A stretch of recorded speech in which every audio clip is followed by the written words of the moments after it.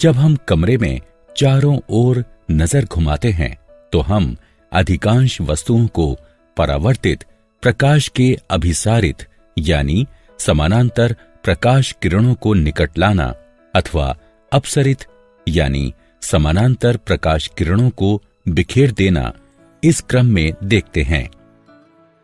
अभिसरण और अपसरण की यह परिघटना गोलीय दर्पणों द्वारा होती है। वक्राकार पृष्ठ वाले दर्पण गोलीय दर्पण कहलाते हैं।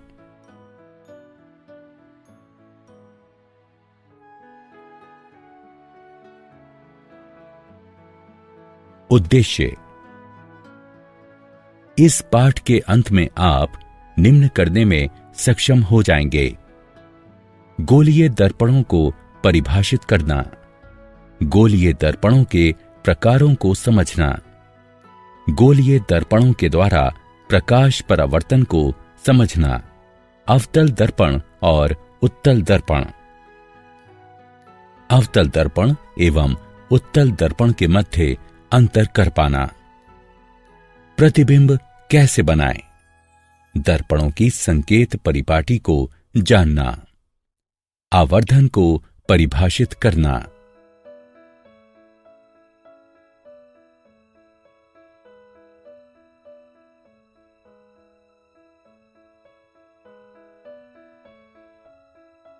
वक्रित पृष्ठों का परिचय। गोलीय दर्पण वह दर्पण होता है जिसका परावर्तक पृष्ठ कांच के किसी खोखले गोले का भाग होता है।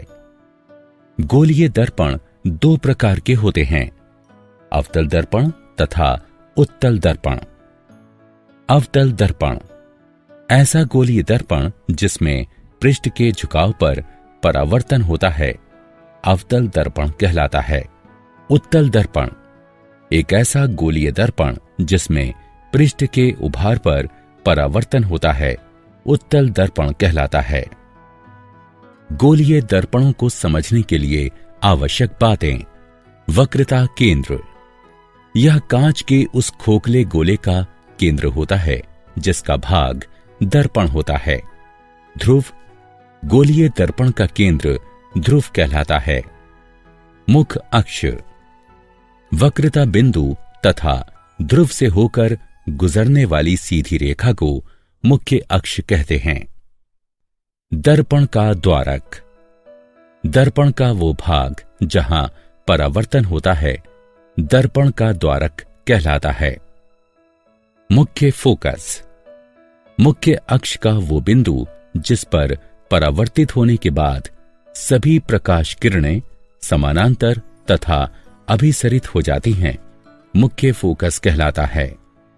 फोकस दूरी, यह ध्रुव और मुख्य फोकस के मध्य की दूरी होती है। अवतल दर्पणों के द्वारा प्रतिबिंब प्राप्त करने के नियम। वक्रता, त्रिज्या और फोकल दूरी के मध्य का संबंध F बराबर R/2 होता है। नियम 1, वह प्रकाश किरण जो मुख्य अक्ष के समानांतर है, इसके फोकस से होकर गुजरती है और दर्पण से परावर्तित होकर। नियम 2, वक्रता केंद्र से होकर गुजरने वाली प्रकाश किरण वैसे ही पथ पर वापस परावर्तित होती है। नियम 3, फोकस से होकर गुजरने वाली प्रकाश किरण परावर्तन के बाद अक्ष के समानांतर हो जाती है। नियम 4, ध्रुव पर आपतित हुई प्रकाश किरण मुख्य अक्ष के साथ वैसा ही कोण बनाते हुए वापस परावर्तित हो जाती है। अवतल दर्पण द्वारा विभिन्न प्रकार के प्रतिबिंबों का निर्माण। जब बिंब ध्रुव P तथा फोकस यानी F के मध्य रखा गया हो, तब प्रतिबिंब बनता है दर्पण के पीछे, आभासी और सीधा, बिंब की अपेक्षा बड़ा यानी आवर्धित। जब बिंब फोकस यानी F पर रखा गया हो, तब प्रतिबिंब बनता है अनंतता पर, वास्तविक और उल्टा, अत्यधिक विवर्धित। अवतल दर्पण द्वारा विभिन्न प्रकार के प्रतिबिंबों का निर्माण। जब बिंब फोकस और वक्रता केंद्र के मध्य रखा गया हो तब प्रतिबिंब बनता है वक्रता केंद्र से परे। वास्तविक और उल्टा, बिंब की अपेक्षा बड़ा। जब बिंब वक्रता केंद्र यानी सी पर रखा गया हो तब प्रतिबिंब बनता है वक्रता केंद्र यानी सी पर। वास्तविक और उल्टा, उसी आकार का। जब बिंब अनंतता पर हो तब प्रतिबिंब बनता है फोकस पर। वास्तविक और उल्टा, बिंब की अपेक्षा छोटा। अवतल दर्पण के उपयोग। अवतल दर्पण का उपयोग किया जाता है टॉर्चों, वाहनों, हेडलाइटों और सर्च लाइटों में परावर्तक के तौर पर। चेहरे का बड़ा प्रतिबिंब देखने के लिए शेविंग दर्पण में। दंत चिकित्सकों द्वारा रोगी के दांतों का बड़ा प्रतिबिंब देखने के लिए।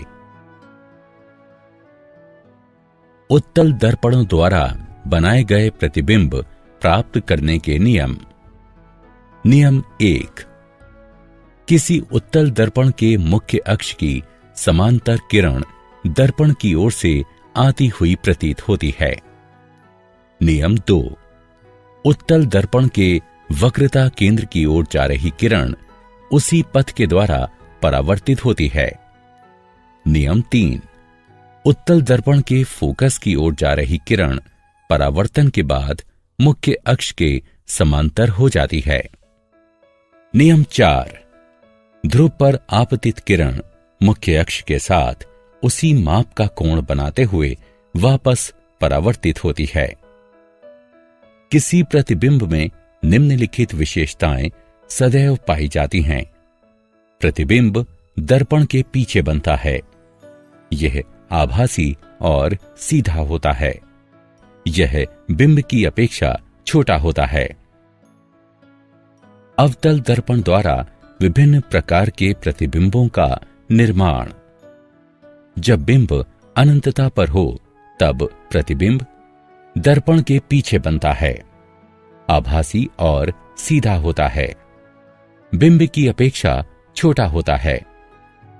जब बिंब ध्रुव और अनंतता के मध्य किसी स्थान पर रखा गया हो तब प्रतिबिंब दर्पण के पीछे बनता है।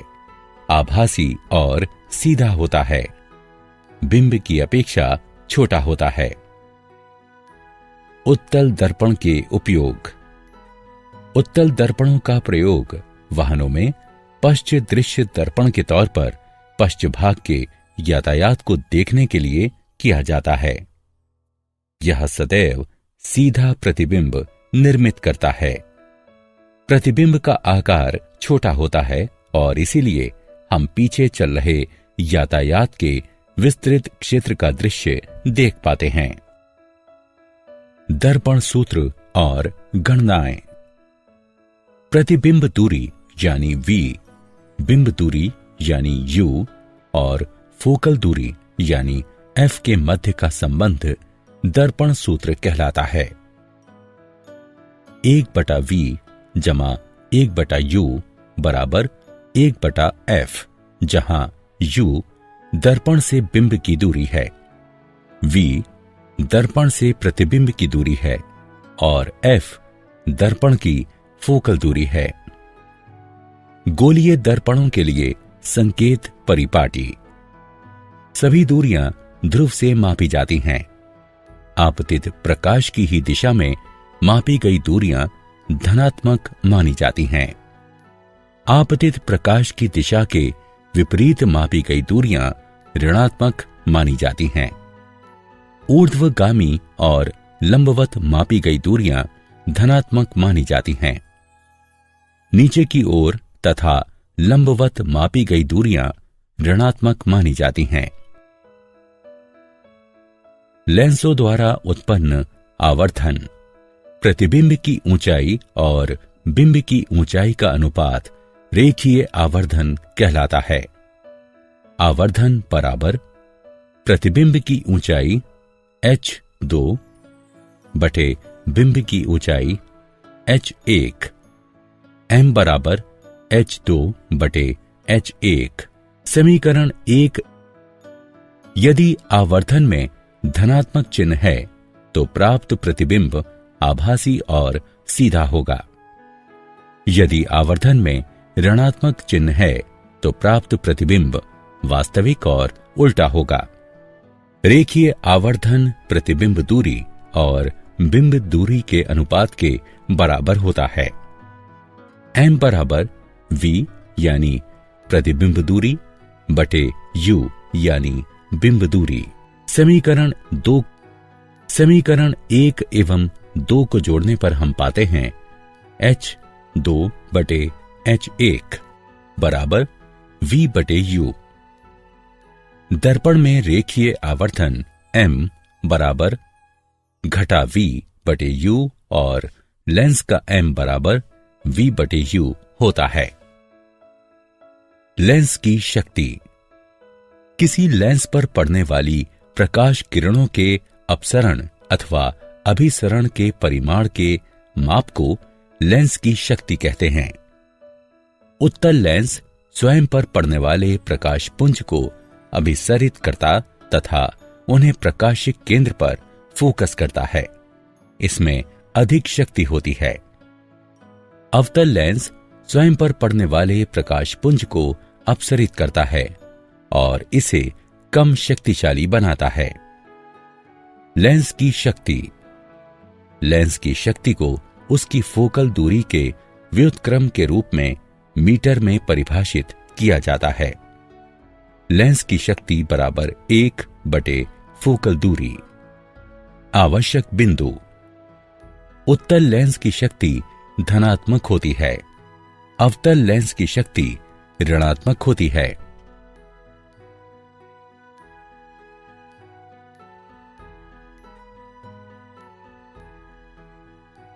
लेंसों के संयोजन की शक्ति। यदि कुछ लेंस निकट संपर्क में रखे जाते हैं तो लेंसों के संयोजन की शक्ति लेंसों की निजी शक्ति के बीजगणितीय योग के बराबर होती है। P बराबर P1 जमा P2। किसी लेंस की शक्ति की SI इकाई डायोप्टर होती है। इसे D अक्षर द्वारा व्यक्त किया जाता है। क्या आप जानते हैं प्रकाश अपने पथ में बिंबों पर भौतिक बल लगाता है। प्रकाश बल प्रकाश पुंज की शक्ति को प्रकाश की गति c से विभाजित करने पर प्राप्त होता है। ऋग्वेद में लिखा है कि प्रकाश 3 प्राथमिक रंगों पर आधारित होता है। तीनों रंगों के मिश्रण से ही दृष्टि के सभी बिंब बनते हैं।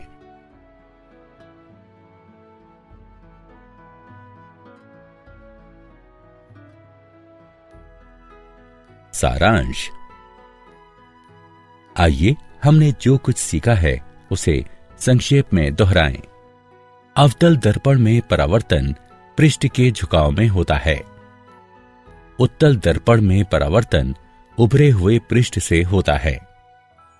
किसी गोलीय दर्पण की वक्रता त्रिज्या कांच के खोखले गोले की त्रिज्या होती है और दर्पण उसका एक भाग होता है।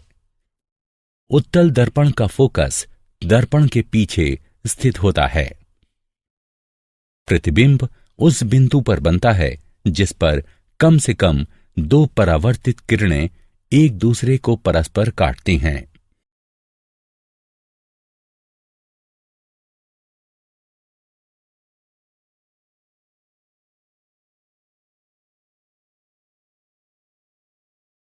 वास्तविक प्रतिबिंब सदैव उल्टा होता है और आभासी प्रतिबिंब सदैव सीधा होता है।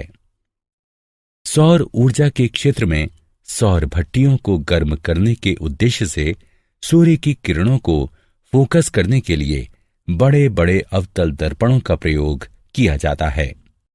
बिंब दूरी यानी U दर्पणों में सदैव नकारात्मक होती है। वह माध्यम जिसमें प्रकाश की गति अधिक होती है, प्रकाश की ये दुर्लभ माध्यम कहलाता है।